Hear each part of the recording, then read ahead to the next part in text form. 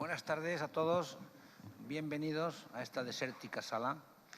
Pero bueno, comprendemos que el sopor postprandial es importante y lo que sí podéis hacer es dormir, pero no ronquéis.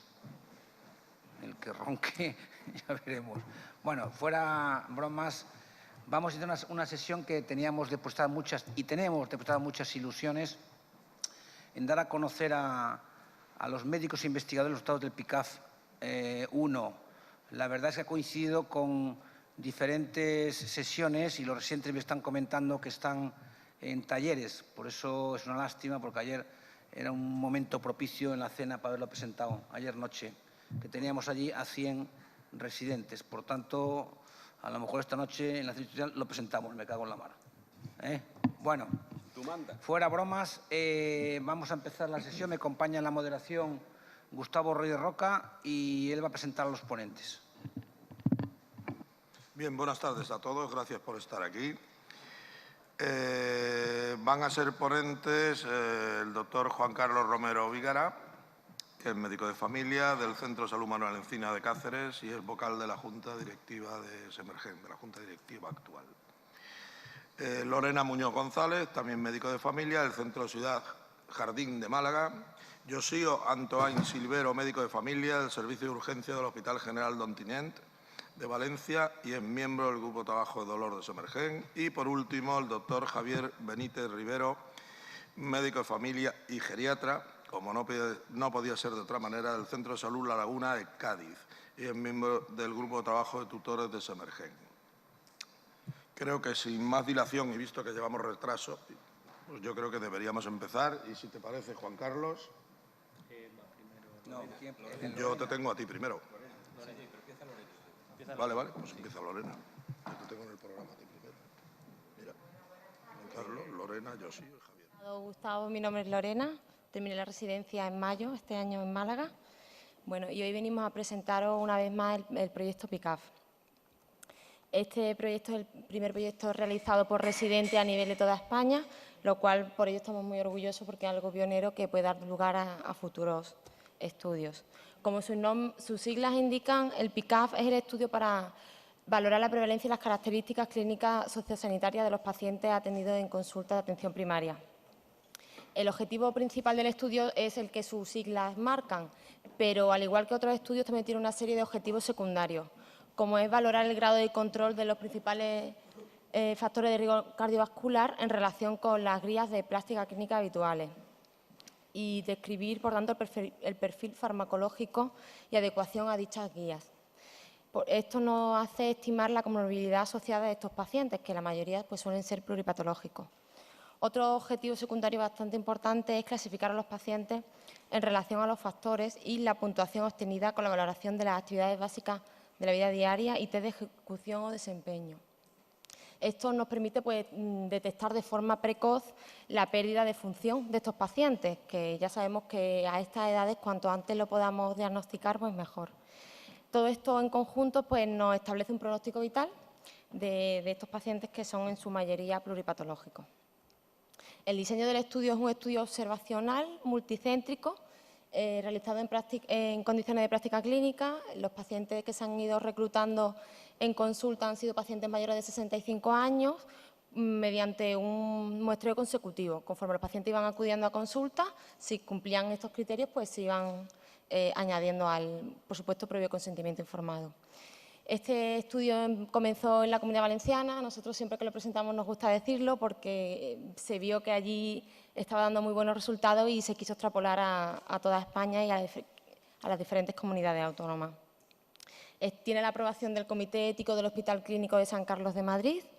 Se pretendía que tuviéramos una población, una muestra de unos 2.200 pacientes y nuestra sorpresa pues que al final se superó. Se cerró la base de datos en abril y finalmente tenemos 2.473 pacientes en ella. Esta diapositiva está al alcance de todos los que podáis entrar a la página web. Es la última newsletter del PICAF, en la cual se puede observar el número de pacientes incluidos por las comunidades autónomas. A la cabeza está Madrid con 555, seguido de Castilla-La Mancha, con 525. Como veis en la diapositiva, hay algunos que ponen 0 número de pacientes. No es que estos investigadores no hayan querido coger pacientes, sino que, bueno, en todas las comunidades no ha habido la misma facilidad para poder acceder a los datos de estos pacientes, lo cual intentaremos que en la segunda parte de PICAF, poco a poco, esto se vaya mejorando. Ya sabemos que las competencias de sanidad pues, están dadas a las comunidades y en algunos sitios es muy fácil y otros sitios pues no tanto, ¿no? Y mi última parte de la presentación es esta diapositiva, que también hace un recuento de los investigadores, el número de investigadores por las comunidades. A la cabeza también está Madrid, con un número elevado de investigadores, seguido por la Comunidad Valenciana. Creemos que la Comunidad Valenciana, pues, con eso de que fue la pionera en comenzar el estudio, pues también ha mantenido su compromiso con el estudio. Bueno, y cedo la palabra a Josío, que va a comentar los principales resultados de las comunicaciones.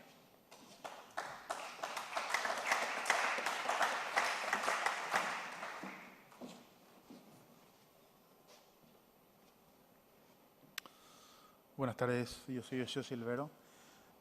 Hablar un poquito de los principales estudios, ¿verdad? De las principales comunicaciones que hemos quitado de estudio PICAF.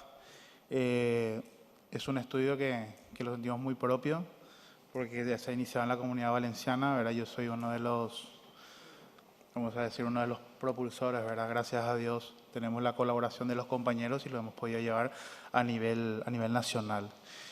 Fíjense que las comunicaciones presentadas en el 38 Congreso Nacional Semergen de Santiago son 26 comunicaciones, donde hemos desglosado principalmente las principales características que hemos encontrado en cuanto a los resultados del estudio. Me ponía a hablar de material y métodos en general, pero ya lo ha hablado mi compañera. Entonces, comenzamos con las principales comunicaciones que hemos presentado. Principales características clínicas de la población incluida en el estudio PICAF. Esta comunicación tiene como objetivo conocer las características clínicas de los pacientes incluidos en el estudio PICAF. Hemos incluido 2.461 pacientes, 57,9% mujeres, una edad media de 76 años. Y vemos principalmente la prevalencia en cuanto a factores de riesgo cardiovascular con la hipertensión como punta, con un porcentaje de 73,7, seguido de la diabetes y la dislipemia. La diabetes con 58,3, en cuanto a las enfermedades, y la dislipemia con 30%. En cuanto a las enfermedades no cardiovasculares, encontramos que la artrosis es la más prevalente, con un 56,40, seguido de las cataratas y la depresión. El principal órgano de lesión de órgano diana sería el riñón, con un filtrado glomerular bajo, 24,8%, seguido también de la fibrilación auricular y la cardiopatía isquémica. Esas son las enfermedades cardiovasculares más asociadas frecuentemente al anciano mayor a 65 años. En cuanto a las conclusiones, voy a ir pasando a ver los resultados porque si no es que va a ser un poco tedioso.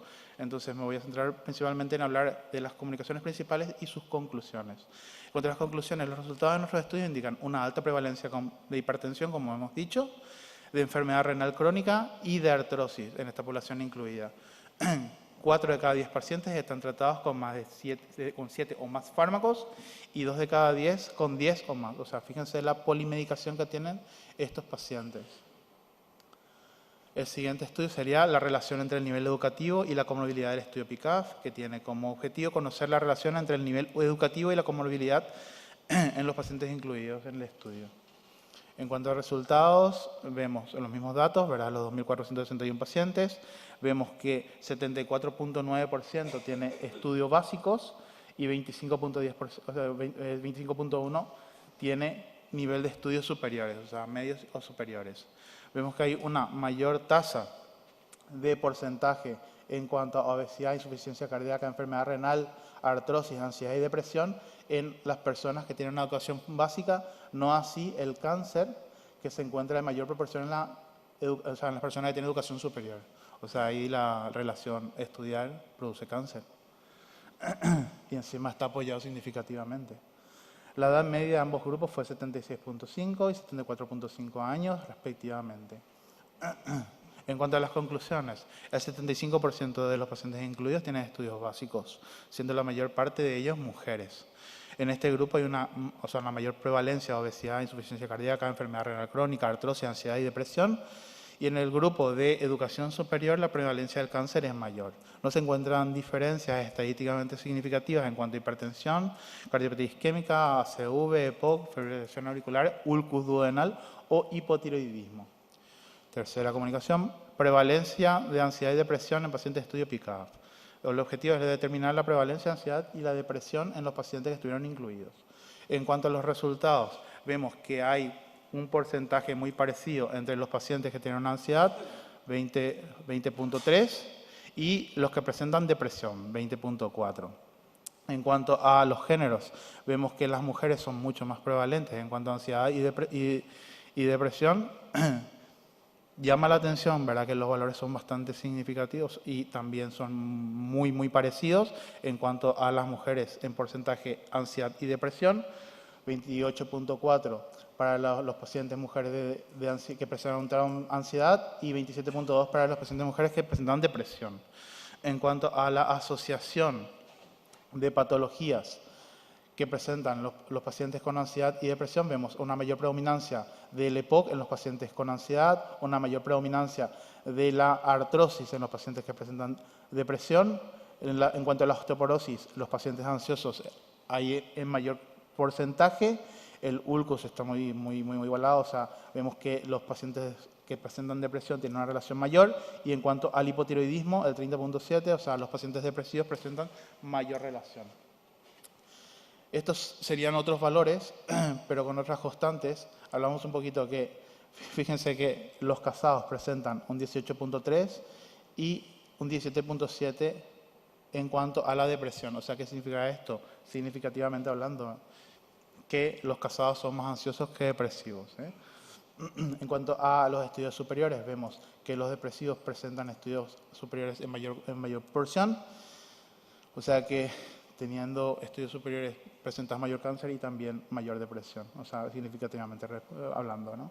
En cuanto a las visitas a AP, tenemos que los ansiosos presentan 13.7 visitas anuales de media y 3.1 de visitas anuales de media a los especialistas, siendo los pacientes depresivos los que tienen mayor número de fármacos.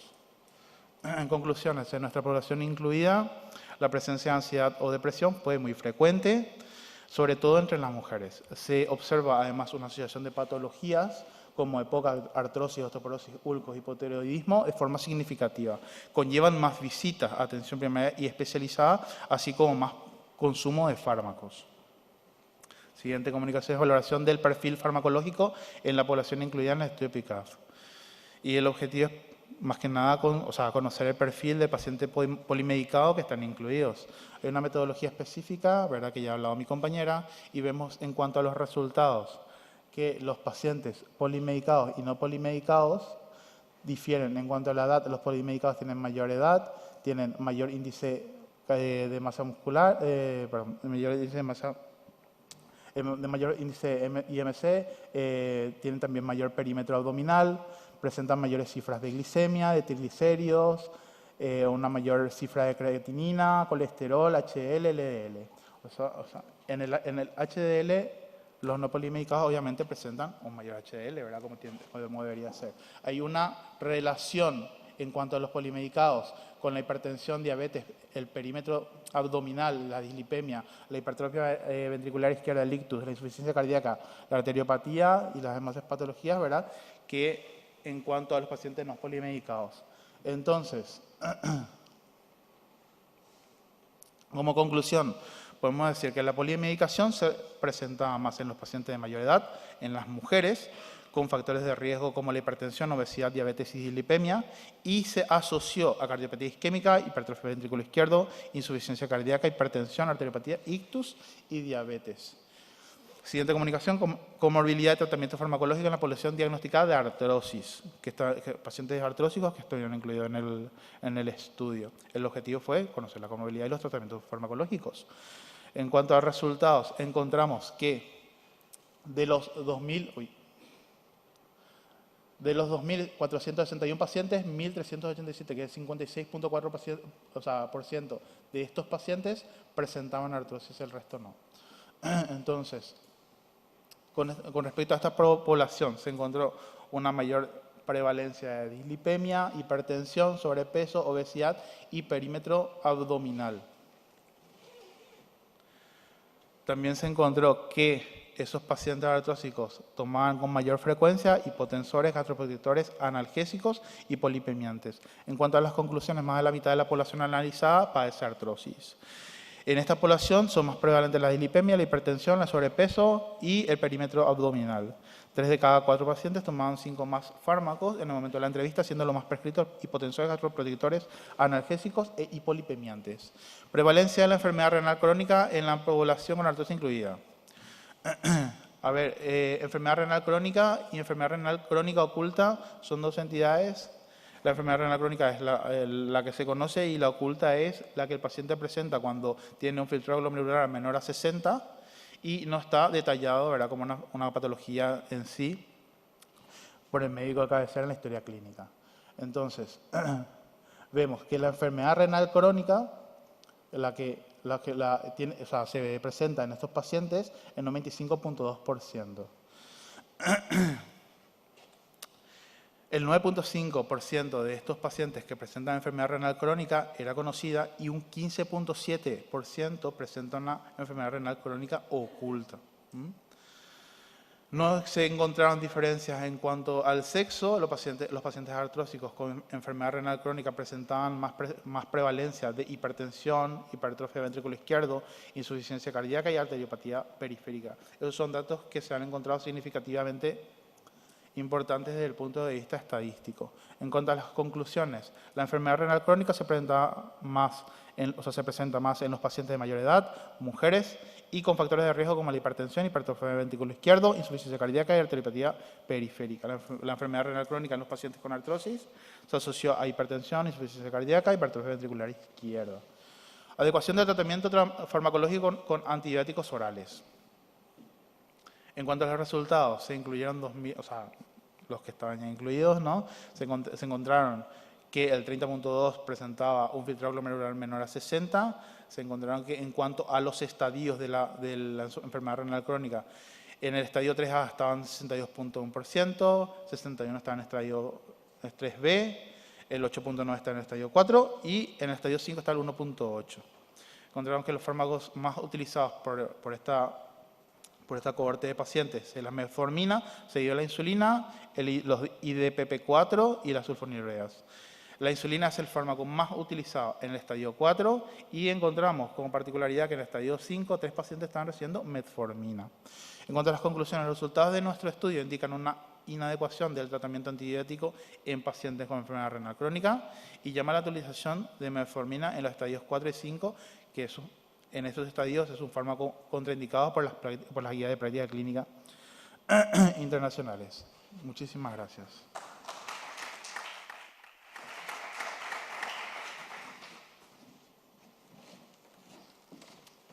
Buenas tardes, soy Juan Carlos, ya me ha presentado Gustavo.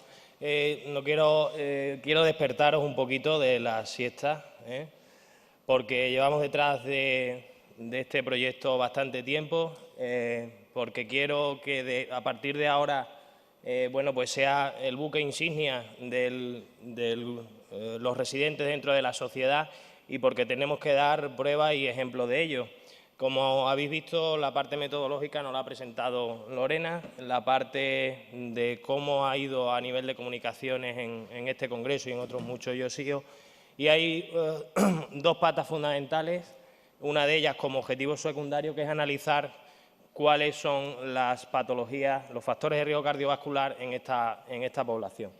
La otra parte importante y objetivo principal del estudio, que nos lo va a presentar, es determinar verdaderamente cuál es la fragilidad y cómo lo hemos hecho en esta población mayor de 65 que atendemos día a día en la consulta.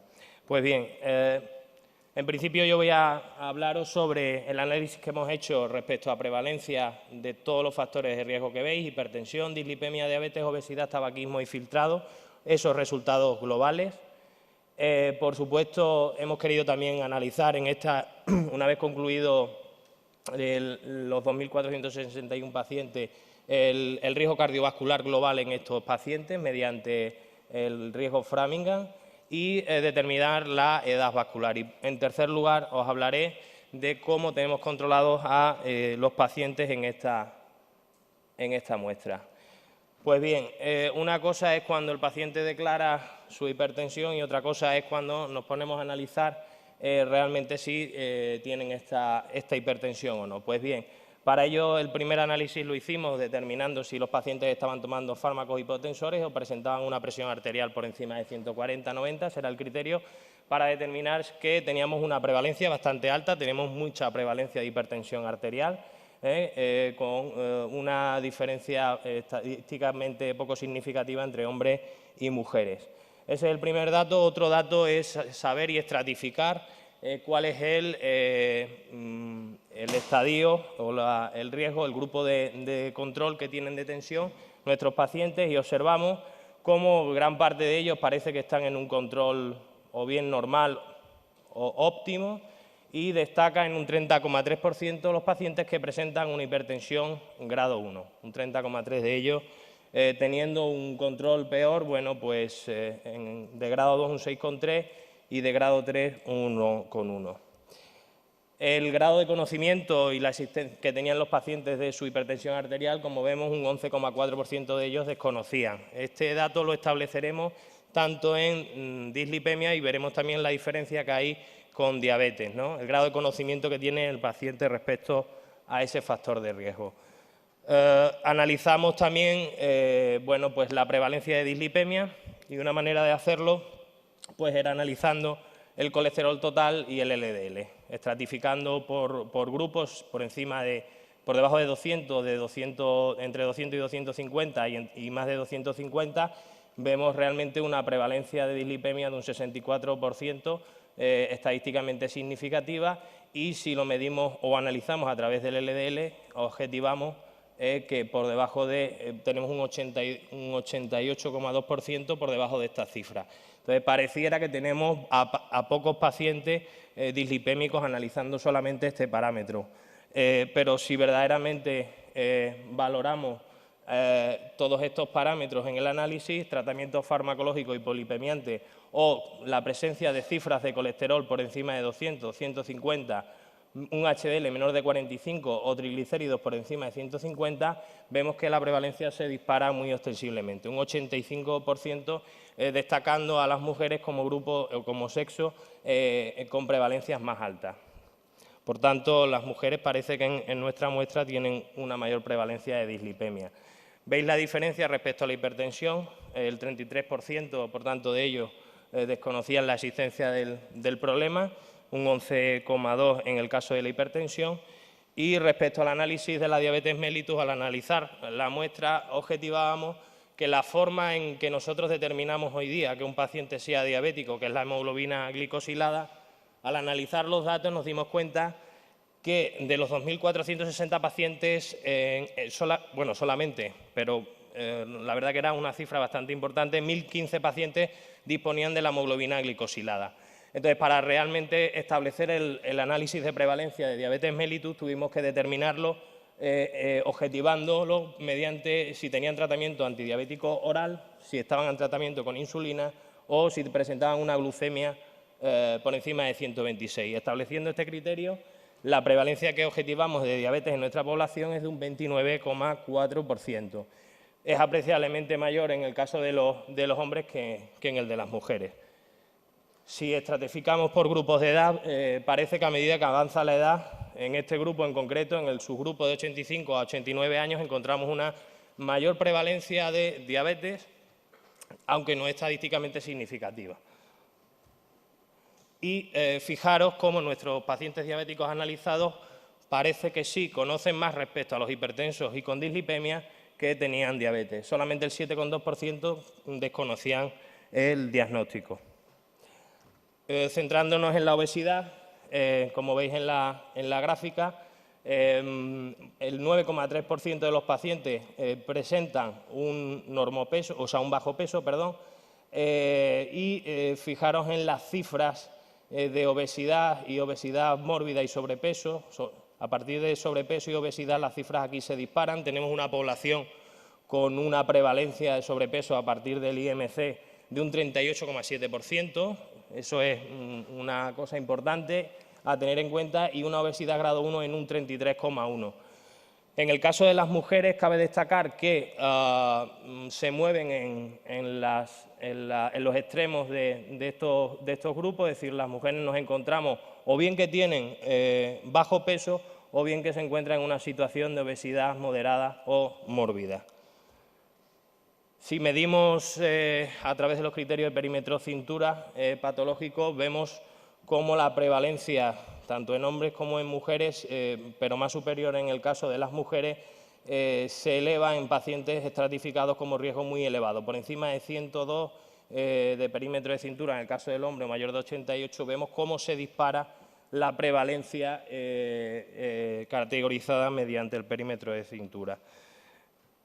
Pacientes con hábito tabáquico, con tabaquismo, de los pacientes analizados, casi un 10% encontramos que son fumadores activos, fumadores actuales, siendo algo más superior, un 17,8% en el caso de los hombres respecto al de las mujeres.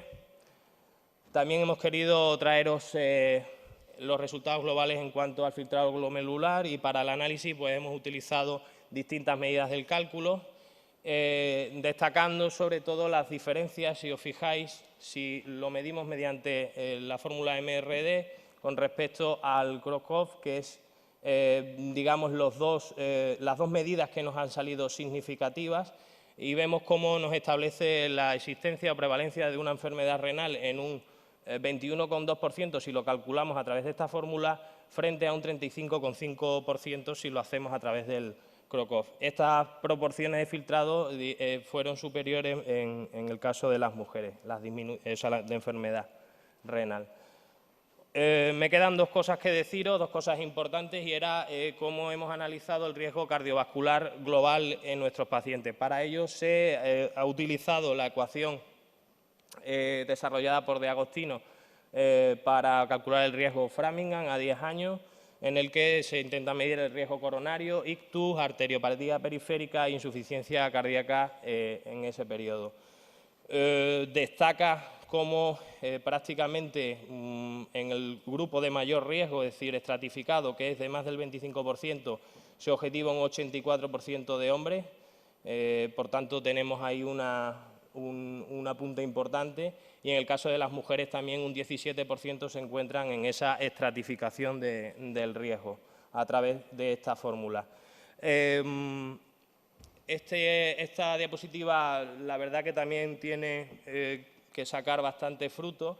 Vemos cómo aquí calculamos cuál es la diferencia entre la edad vascular, tanto por sexos como por grupos de edad, respecto a la edad biológica. Fijaros que en el caso de los hombres es mucho más significativo, la edad vascular es mucho mayor que la edad biológica, la diferencia que con respecto a las mujeres, es decir, el árbol vascular del hombre en esta edad está más castigado, y si nos fijamos por grupos de edad, en el grupo más joven de 65 a 69 años, también se dispara la diferencia entre la edad vascular y la edad biológica. Y a medida que nos aproximamos al extremo, es decir, por encima de los 60 años, parece que observamos cómo esa diferencia entre edad vascular, fijaros aquí 81-78, 86-78, va disminuyendo.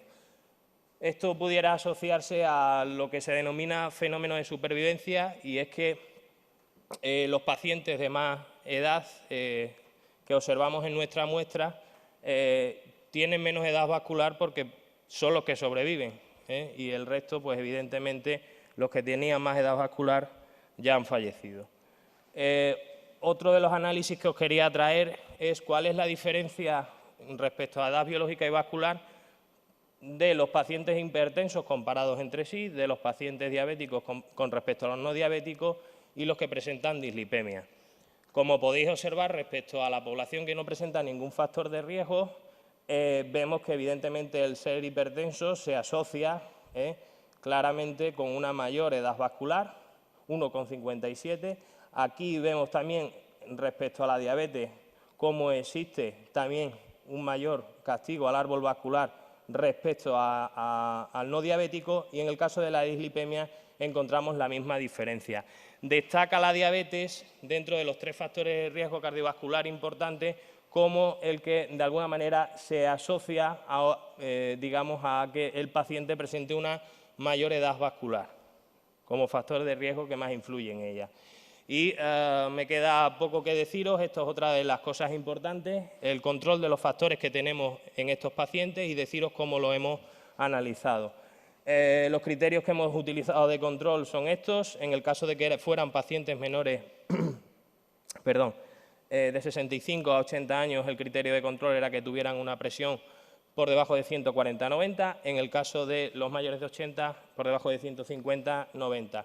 En cuanto a diabetes, el criterio de control menor de 7 en la edad comprendida en 65-80 y por encima de 80 menor de 8 la hemoglobina glicosilada. Y luego establecíamos los parámetros de dislipemia en 3 categorías. Como veis aquí, en cardiopatía isquémica y en diabetes mellitus menor de 70 el LDL, en el resto de población menor de 115, o un colesterol menor de 200 menor de 250, o un LDL menor de 115 o menor de 100 en cardiopatía isquémica y diabetes mellitus. Bien, pues si observamos los resultados, vemos cómo existe un control bastante bueno, un 61,2% de los pacientes hipertensos tenían su presión arterial controlada. En el caso de la diabetes nos encontramos un porcentaje muy similar, un 65,2%, y de los 3 factores de riesgo cardiovascular, el que peor estaba controlado en estas 3 formas categorizadas era la dislipemia. Por último, hicimos también un análisis, un modelo multivariado de regresión logística en el que intentamos analizar cuáles eran las variables, 25 variables fueron analizadas, cuáles eran las que se asociaban a una mejor presión, a un buen control de la presión arterial. De todas las 25 analizadas, solamente 7 de ellas, las que veis aquí en la columna, son las que se asociaron de forma independiente a un buen control de la presión arterial. Si nos fijamos en la columna del ratio, al aumentar la edad, aumenta, como vemos, la probabilidad de tener un buen control de presión arterial. Ser mujer disminuye en nuestra muestra la probabilidad de tener un buen control de presión arterial. Hay 3 datos curiosos, que es el tener una depresión, consumir antiarrítmicos o analgésicos se asociaban a un buen control de la presión. En el caso de la dislipemia, es decir, tener una dislipemia aumentaba el control de la hipertensión arterial en un 60%. Y, por último, analizando el riesgo mediante Framingham, veíamos que cuanto mayor era el riesgo, la probabilidad de tener una presión arterial controlada era mucho menor. Y bueno, este es un poco el resumen global de nuestros pacientes PICAF a nivel cardiovascular. Y simplemente dejaros esta última diapositiva, que habitualmente siempre me gusta poner mi tierra, Cáceres. Ese es mi centro de salud donde me formé. Pongo aquí nacido, criado en el Hospital San Pedro de Alcántara y aquí emancipado, que es donde trabajo, en el Centro de Alta Resolución de Trujillo. Y nada, que muchas gracias y le doy paso a Javier Benítez, que realmente nos trae el objetivo principal del estudio y yo creo que nos va a quedar un poquito sorprendido. Muy bien. Muchas gracias.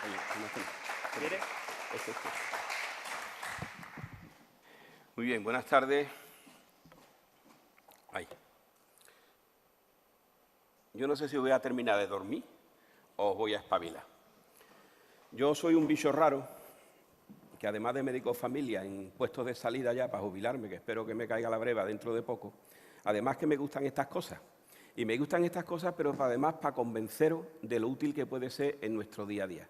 Es una pena que no haya aquí más residentes de los que han trabajado en el PICA, porque la base del PICA está hecha por residentes, aunque los demás hayamos tenido algo que ver en esta película. Hemos hablado de fragilidad del anciano, pero ¿qué puñeta es un anciano frágil? La Real Academia Española no considera anciano frágil, el diccionario.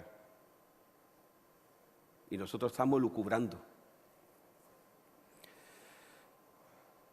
Busco fragilidad y me encuentro cualidad de frágil. Porque además el viejo tendrá hipertensión, tendrá diabetes, el riñón jodido. Perfecto, pero es viejo. Y si buscamos frágil, ahí os marco las 2 primeras, quebradizo y con facilidad de hacerse pedazos, débil que puede deteriorarse con facilidad, tiene una salud frágil. O sea, todavía lo lía más el diccionario, más complicado. En la tercera, dicho de una persona que cae fácilmente en algún pecado. Que yo sepa todavía, los viejos no han pecado, por ahora. Caduco y perecedero. Me parece a mí que es para escribirle a la Real Academia y que quitase esas connotaciones peyorativas de lo que es un anciano frágil. O sea, fijaros que sí es complicado centrar la fragilidad de un anciano como que nuestra propia Real Academia no lo tiene definido. Vamos a ver qué hacemos los médicos.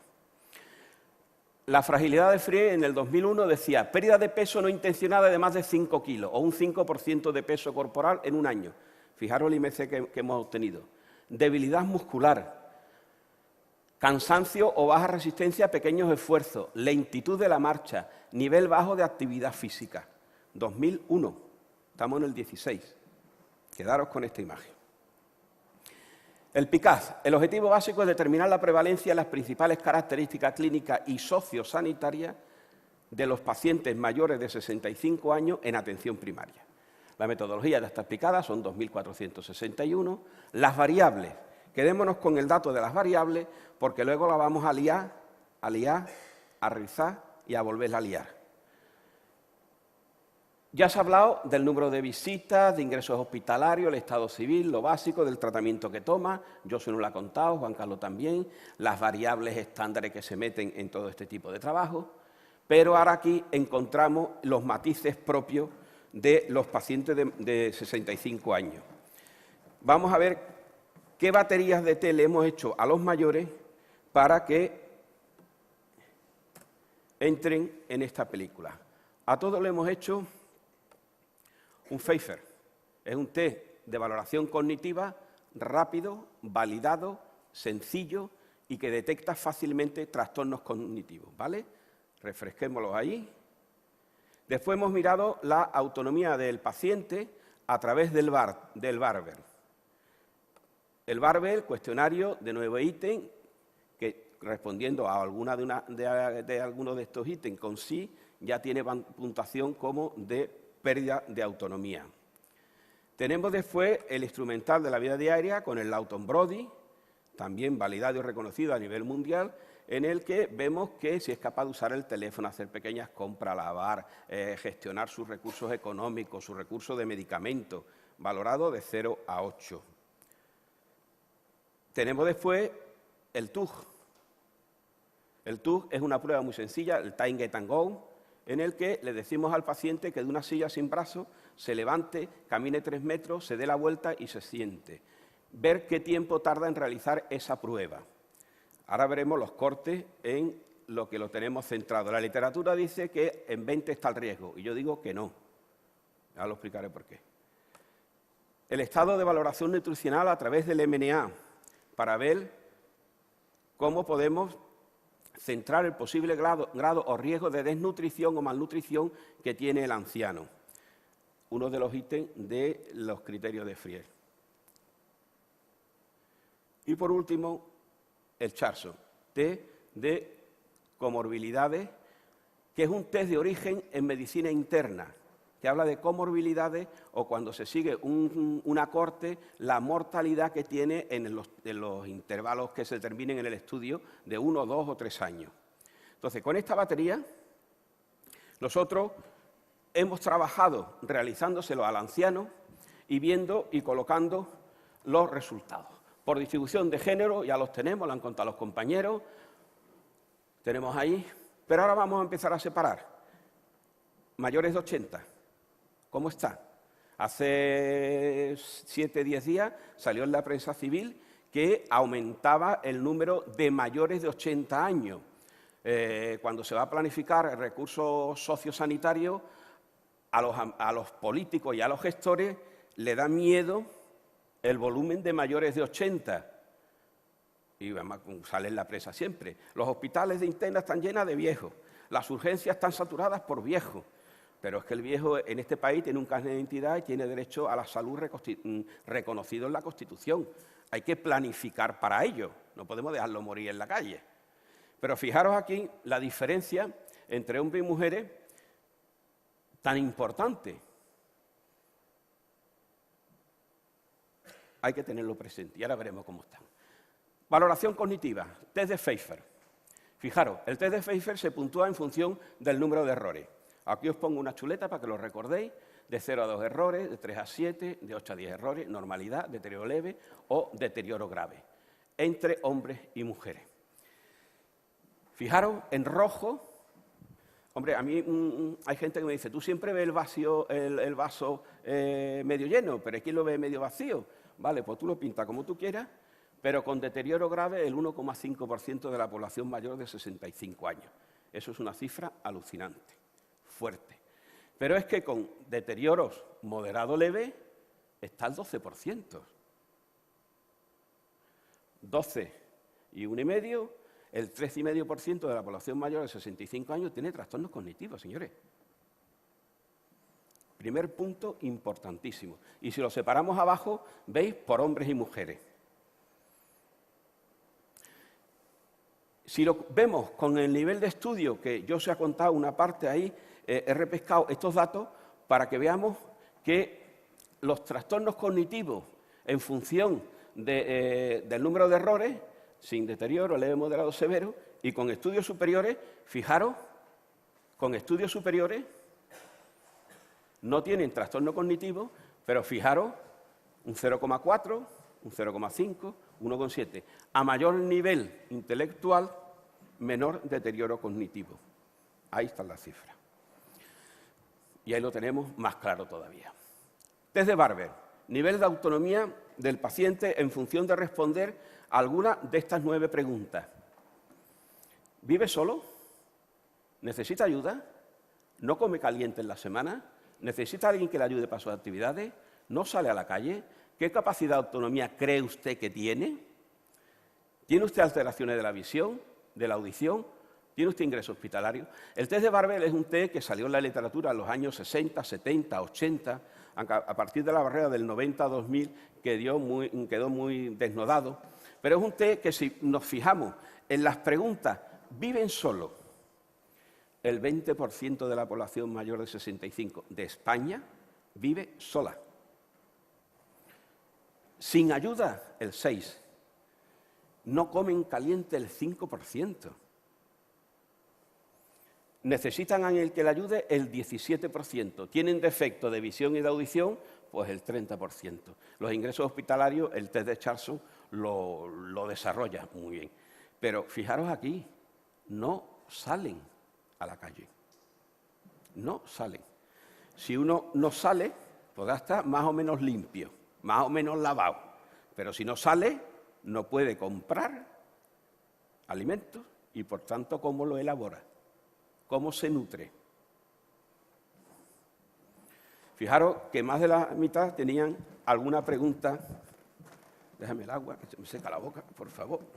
Aquí, gracias.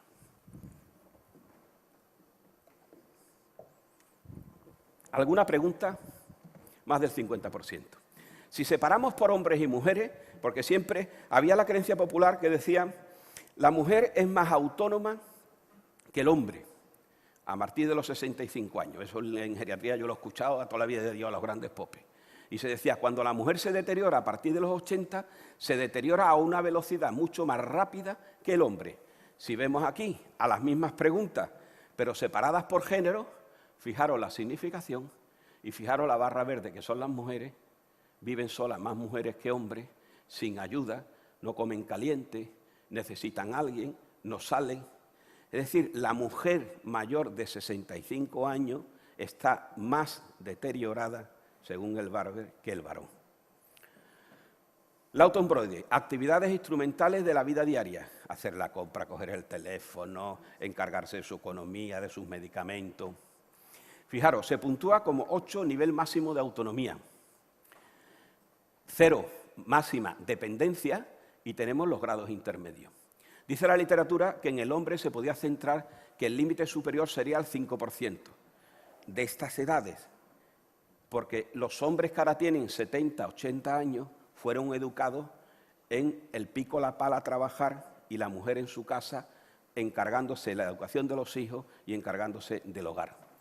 Pero si fijaros ahí, por debajo de 5, el 16,5% de la población tiene dependencia para las instrumentales de la vida diaria.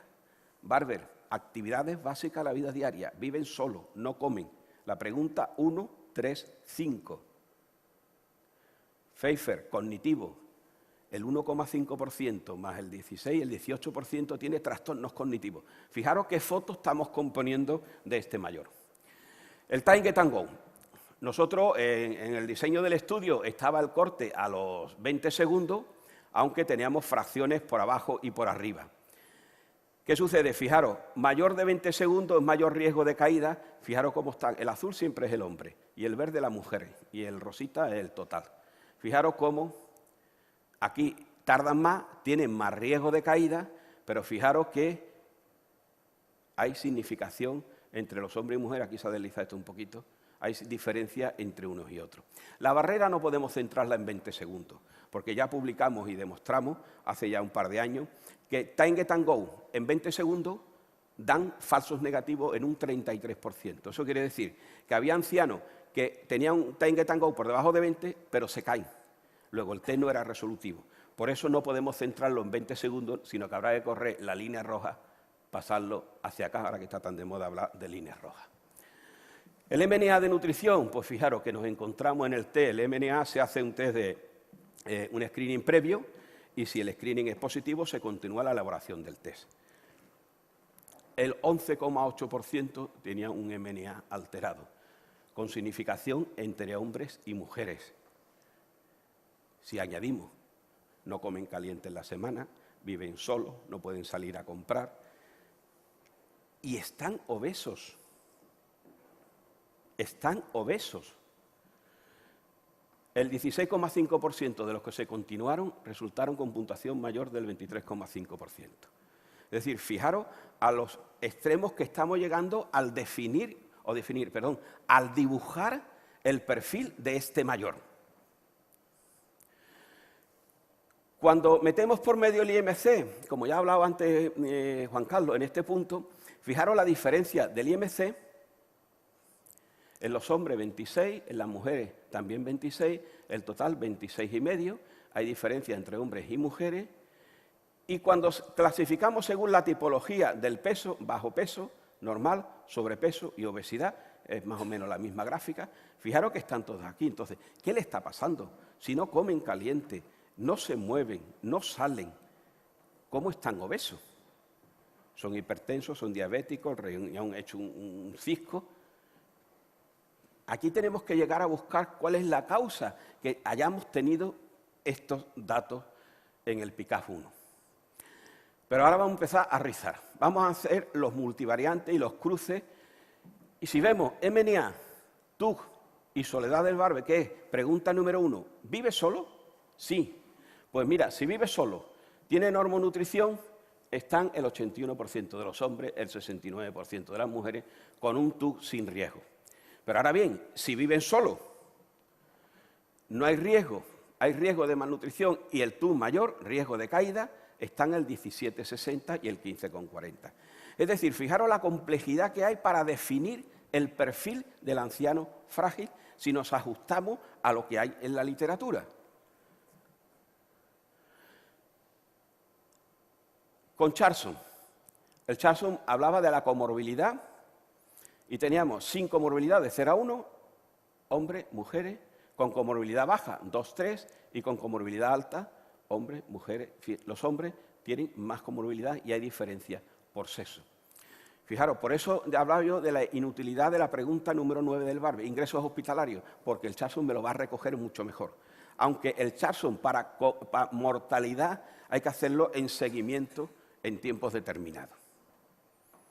Y ahora, si el Charson lo mezclamos o lo cruzamos con el Pfeiffer, fijaros lo que nos encontramos, primera parte de la diapositiva de arriba, en el que índice de Charson 0, 1, 2, 3, con 0 o 2 errores o 3 o más errores, que es normales. Fijaros lo que nos sale aquí.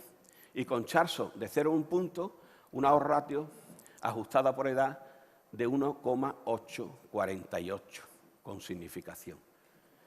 Es decir, con comorbilidad de Charlson mayor de 3, que es el de más riesgo de comorbilidades, con Pfeiffer, independientemente del número de errores que tenga, tiene más probabilidad 1,848 veces. Y si lo despiezamos por género, femenino y masculino, la misma pero segregada por género, fijaros lo que tenemos aquí. La mujer, de nuevo la mujer, 1,77, con 3 puntos de comorbilidad y con Charlson, con Pfeiffer alterado, probabilidad 1,77. Y en el global, 1,56. Luego es la mujer por encima del hombre mayor, cuando cruzamos Charlson y Pfeiffer, el que tiene más comorbilidades. Pero si seguimos con Charlson y Barber y lo despiezamos por tandas de grupo de edad de mayores de 85 años, fijaros como remarco aquí, primera parte, con 0 puntos de Charlson, con Barber, fijaros las diferencias que se nos presentan aquí, que se nos presentan con 2 y que se nos presentan con 3. 3,26, 2,60, 2,23, 1,68, 1,88. Lo demás, fijaros que son muy cortos. Por tanto, Barber, por género y grupo de edad, su objetivo un aumento del riesgo de mortalidad en el grupo de 85 y más, con preponderancia en la mujer. Seguimos complicando y rizando la película. Barber y tú. Barber vive solo, no encuentra a nadie que le ayude, come. Los que están en amarillo son los que dicen sí y cuando cruzamos el tú. El límite está en 20 segundos. Fijaros aquí, viven solos, con tú. O sea, de menos de 10 segundos es que el viejo es capaz de levantarse, mover, pero vive solo. El 46%. Con tú hasta 19, el 36%. Con 20, 30, el 13 y el 4. Fijaros cómo va cayendo. 38, 36, 17, 8. ¿Le impide salir a la calle su situación física? Esto es por respuesta que dice el anciano. El 15, aquí fijaros, sube con tú hasta 20, el 32, con hasta 30, 28, 22. ¿Tiene dificultad para las labores diarias?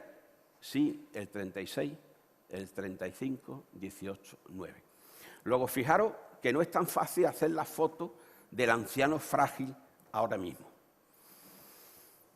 A la pregunta 1, 3, 5, 7, más gráfico representado ahí. ¿Vale?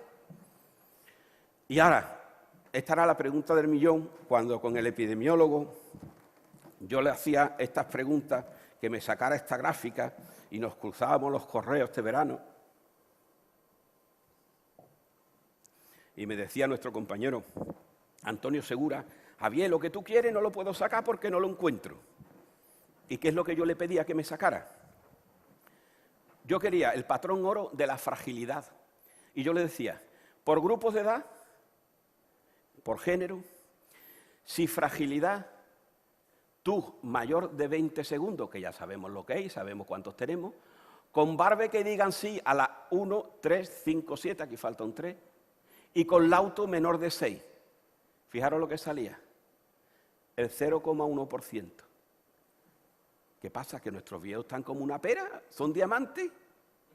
No, no son ni diamantes ni están como una pera limonera. Esa es la regla de fragilidad que habitualmente dicen los grandes popes, la literatura, que se debe de aplicar a un anciano. Pero es que cuando tú intentas medir a un anciano con este metro no es erróneo, porque aquí hay pues el 99,99 de falsos negativos. ¿Me entendéis? Es decir, tenemos que fijar los criterios de fragilidad en función del estudio que hemos realizado de PICAF-1, en función de toda la información que tenemos para definir, que lo haremos sucesivamente en estos meses, cuál es el criterio de fragilidad en función de la valoración que tenemos para decir, este es el patrón oro de la fragilidad en nuestros mayores. Y estamos haciendo esta cocina. Pero yo os quería traer este dato, porque claro, Antonio Decía, Javier, es que me salen 2 viejos. Y yo decía, no puede haber 2 viejos. 2 viejos, algo no hemos hecho bien. No hemos definido bien el metro. La literatura habla de fragilidad con el tú, mayor de 20. Habla del Barber, y yo he quitado 3 preguntas del Barber. El Lawton, por debajo de 6. Pero es que hay gente que tiene el Lawton 4, 5. Y que viven solos hasta el 20%. Que no comen caliente era el 17%. Que no salen, que tú vas sumando esos porcentajes y te das cuenta que es que aquí hay un problema de herramienta de medida. Eso es lo que tenemos. Pues claro, cuando yo le di primero, dame el global. Digo, no puede ser, Antonio, algo hemos hecho mal. O yo le dije, Antonio, ¿te has equivocado en algo? No, no. Entonces lo despiezamos, lo buscamos.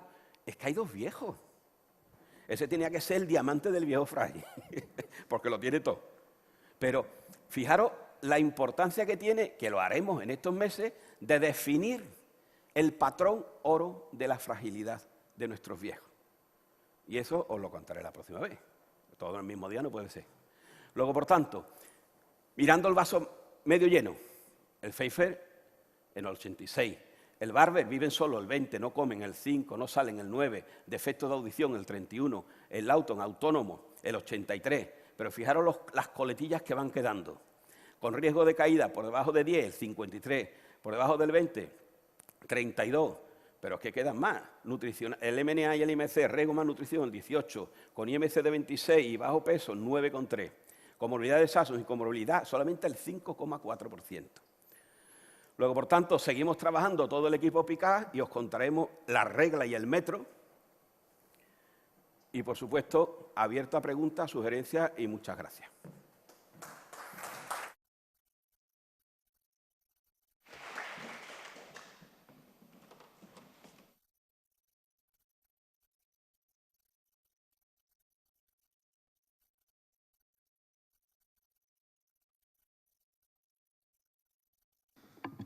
Bueno, pues, ¿alguna pregunta en la sala?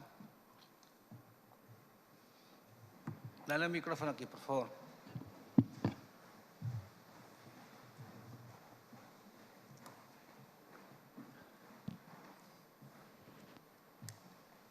Buenas tardes. Yo quiero dar la enhorabuena a todo el grupo del estudio PICAF porque me parece muy interesante como miembro del grupo de cronicidad. Y creo, como habéis dicho, que vais a empezar a analizar, querría preguntar si tenéis previsto analizar la subcohorte de muy ancianos de forma independiente para poder valorar si hay algún factor o algún parámetro o algunos parámetros asociados que nos puedan dar una idea. Porque creo que quizás sería muy buena información. En ese patrón oro que decís, si podéis ver en los muy ancianos si el patrón oro es diferente.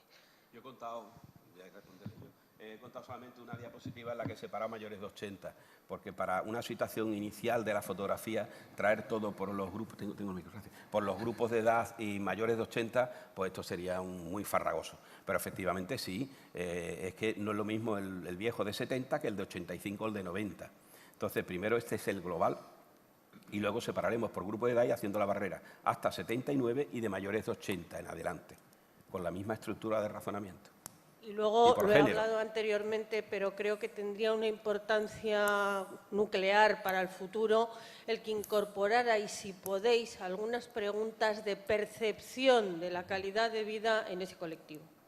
Claro, te contesté antes que el Barber sí recoge en algunos puntos, porque el Barber es muy subjetivo, si tiene capacidad para oír, para ver, necesita a alguien que le ayude, le impide su salud salir a la calle. Entonces son respuestas que el anciano ha contestado en función de su situación. Pero claro, para el picado, bueno, para eso tenemos las reuniones de comité científico para elaborarlo en el diseño. A ver, el estudio no es un estudio de cohortes propiamente dicho, es un estudio transversal descriptivo que permite hacer una foto en un momento determinado. Por tanto, no podemos modificar el diseño porque el Ministerio del CEI correspondiente no lo autorizaría. De hecho, se ha pedido ya, se ha remitido al CEI del Clínico San Carlos el PICAF 2 y hay que reproducir exactamente lo que hemos puesto en el primero, porque si no hay que cambiar el estudio y no sea un estudio no EPA. Por lo tanto, hay que ver lo que tenemos y lo que haremos es comparar lo mismo que hemos hecho, introduciendo dos variables pequeñitas que esperemos que cuelen en el CEIC.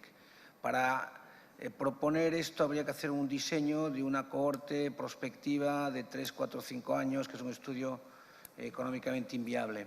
Pero bueno, tomamos nota, maravilla. Bien, yo quería preguntarle a Javier, geriatra del grupo.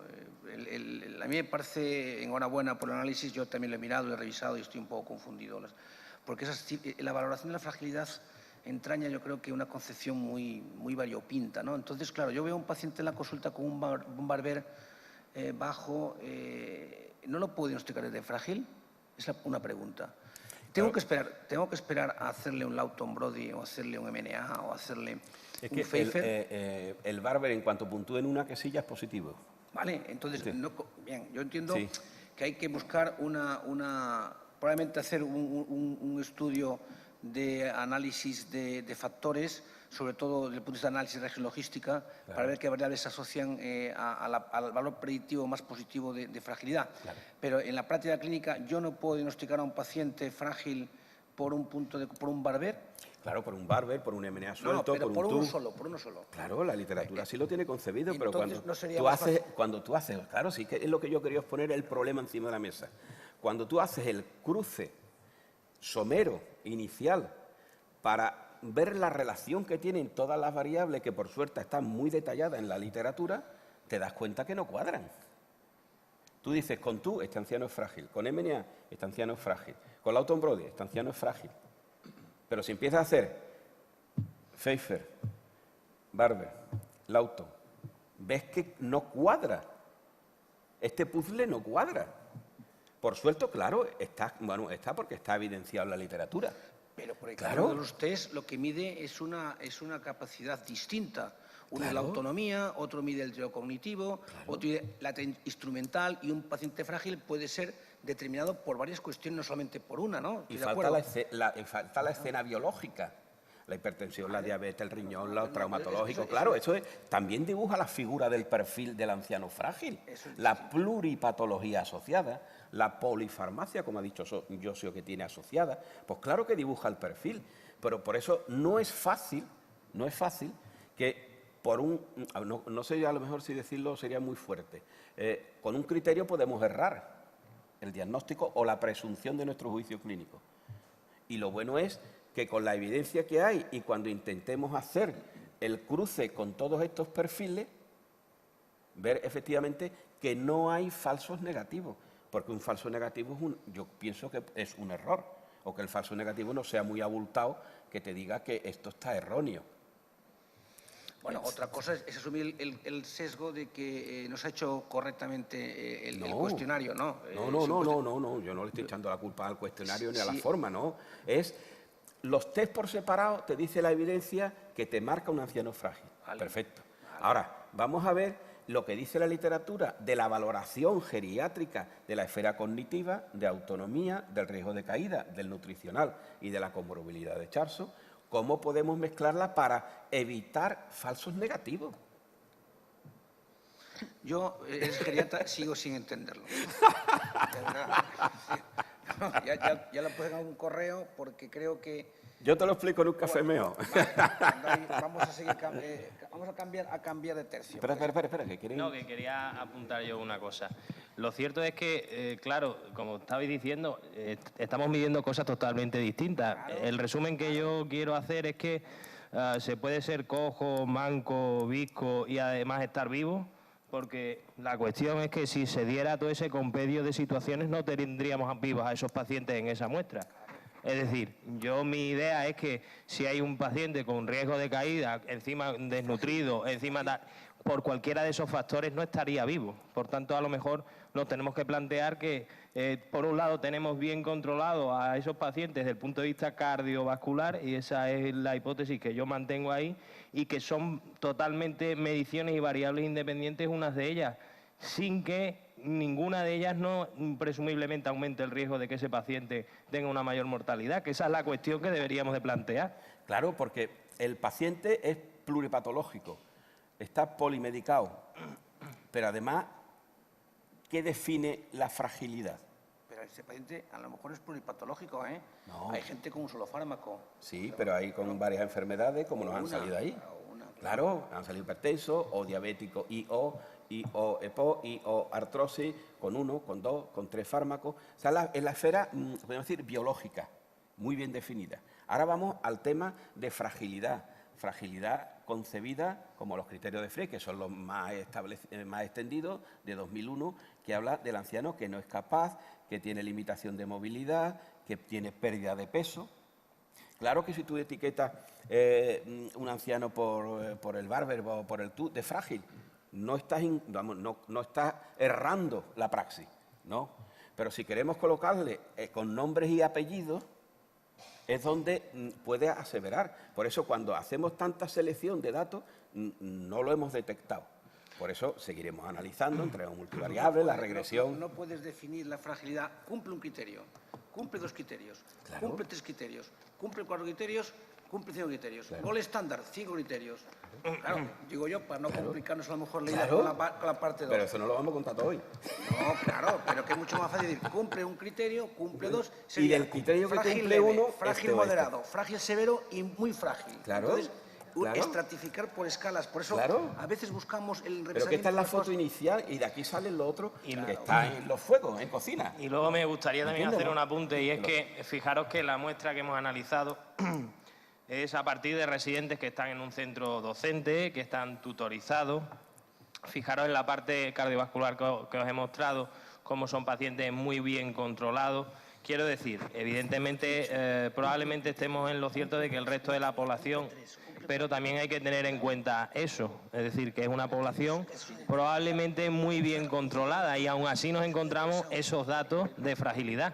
O sea que realmente lo que podría presumirse como un sesgo de selección en el sentido de que tenemos a pacientes de un centro y un cupo muy bien hecho, aún así nos encontramos unos datos de fragilidad terribles.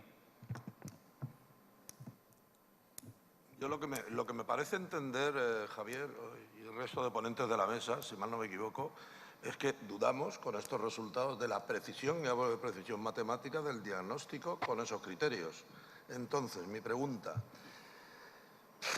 ¿seríamos capaces de diseñar un estudio bien diseñado para definir una escala matemática de diagnóstico de fragilidad en primaria?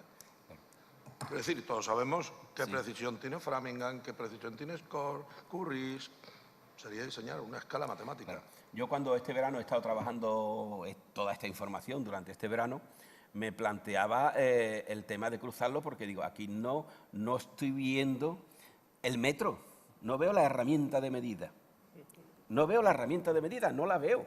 Entonces, claro, por eso deja la diapositiva del patrón oro para el final y la he traído tal cual la he sacado del SPSS, sin maquillar, sin aderezarla, sin chapa y pintura, para que vierais el tema, porque claro, con la información que tenemos hay que conseguir estratificarlo, hacerle el multivariante, ver los retos que tiene por género, grupo de edad y en función de los 6 que hay, para ver cuál es el de mayor significación para ponerlo, si cumple el criterio 1 o el 2 con esta significación, pues este va a marcarnos fragilidad leve, moderada, o el 2 con el 4, que es la siguiente parte. Claro, eso está en mi pensamiento, en mi borrador de lápiz. Pero del verano aquí no me da más tiempo. Bueno, una pregunta por ahí. Ánimo. Cuando a un anciano le etiquetamos de anciano frágil, eso tiene unas consecuencias en el pronóstico de vida de ese anciano. O sea, significa que la probabilidad de morirse en los próximos 5 años es un 20, un 30 o un 50% mayor que un anciano de su misma edad no frágil. Claro, es que esa, en el Picazdo, en el diseño, el seguimiento, Sí, perdón. Bueno, perdona, Sí, Javi, sí, si sigue quieres le tú y contesto luego yo. lo termino. Precisamente el objetivo que queremos hacer en el PICAF2 es hacer un seguimiento de estos pacientes que ya tenemos analizados y verdaderamente ver la mortalidad cardiovascular en un seguimiento que tenemos que definir el tiempo en el que vamos a hacer ese seguimiento. Precisamente esa es la foto que queremos. Ahora, dentro de 1 o 2 años, ver cuáles son los factores que se asocian a esos ancianos frágiles y ver las comorbilidades asociadas para determinar realmente si existe un aumento en la mortalidad. Ese es el principal objetivo en el PICAF2. Precisamente lo que estabas planteando. Y otra pregunta es que a lo mejor lo que no tenemos que buscar es un índice complejo en el que se asocien todos los índices, sino a lo mejor es al contrario. ¿Quién de los ancianos mayores de 65 años no tiene ningún factor de fragilidad, que es el que tiene un probable buen futuro y es el que podemos, digamos, dejarle en paz un poquito? O sea, que es que a lo mejor estamos intentando, buscando, como decía el compañero, es que basta que viva solo para que ya exista un riesgo de aumento de mortalidad o aumento de mal control de su enfermedad. En la literatura habla de valoración instrumental de la actividades de la vida diaria y te dice la básica y la instrumental, ya está rizando. Porque siempre se habla o de Lobo de Pfeiffer, Barte Barbe, Lawton Brody. Siempre en la clínica diaria, en todos los sistemas de salud, el TUS está apareciendo, el MNA está apareciendo de nuevo, el Charlson está apareciendo. Fijaros cómo se ha ido complicando. Creo que complicando, ¿por qué? Porque la propia definición de fragilidad está asentada en la de 2001, de hace 15 años, donde no ha evolucionado. Por eso yo quería traeros de que la combinación de todo lo que hay en la literatura no sirve. Hay que ser más sencillo, entre otras cosas, porque nosotros tenemos 5, 6, 4 minutos y tenemos que etiquetar, o en programada 10 minutos. Tenemos que diagnosticar, etiquetar y sentar planes de trabajo con ese individuo, esa familia. Luego, por eso hay que ser, a lo mejor, más sencillo y a veces dejar de hacer cosas que hacemos diariamente porque no llevan a ninguna producción. Pero eso, claro, cuando sigamos combinando y vayamos viendo cuál es la situación, los ratios y la posibilidad entre género y grupos de edad, pues a lo mejor hay que decir de que el Lawton no hay que hacerlo por sistema. Y que a lo mejor la fragilidad es con el TUS o con el Barber y dependiendo si hay 1 o 2 criterios más. Es que ya no nos acordamos cuando aparecieron los criterios de la artritis reumatoide en los años 60. Entonces, hay que ir centrando, pero lo cierto es que tenemos una población y una pirámide que está creciendo, que de mayores de 80 sigue creciendo, con pluripatología, con plurifarmacia y que tienen una situación que viven solos, que no salen de casa y que hay que darle respuesta. ¿Vale? Bien, pues muchas gracias a los ponentes, muchas gracias a vosotros por vuestra paciencia y bien hacer a estas horas y nos vamos a la siguiente actividad. Adiós, buenas tardes. Muchas gracias.